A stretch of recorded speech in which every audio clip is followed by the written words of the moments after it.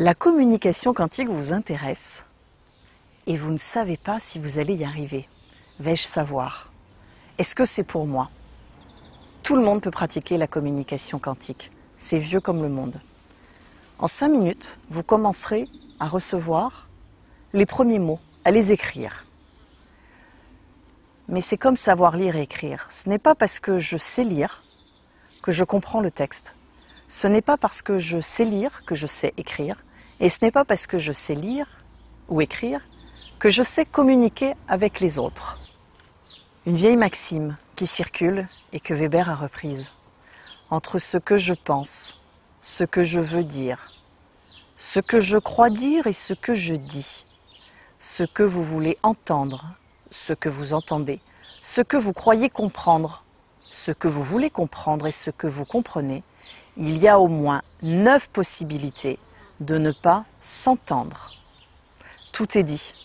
5 minutes pour apprendre, beaucoup de pratique. Mais derrière, comment je fais pour démêler l'écheveau des informations que je perçois? Comment arriver à aller au-delà des apparences, au-delà du jugement, au-delà de l'ego? Qu'est-ce que ça veut dire avoir un ressenti, une émotion? Quelle est la place de l'émotion? Nous verrons et nous reprendrons les bases des émotions. Nous verrons comment circule l'information. Quelle est cette réalité physique qui fait que je peux écrire avec l'autre en accédant à ces différents cerveaux, à ces différentes strates d'informations et fréquences vibratoires. Les informations sont aussi sociales et culturelles. Nous sommes environnés d'informations. L'information est toujours subjective. Qu'est-ce que j'en fais? Nous allons parler de nous, de la compréhension de nous-mêmes et du fonctionnement qui est le mien, pour essayer de détecter comment une information utile et juste me permet de faire un choix.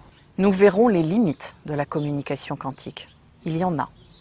Il y en a un paquet, pour mieux les dépasser. Et nous verrons que faire de toutes ces informations.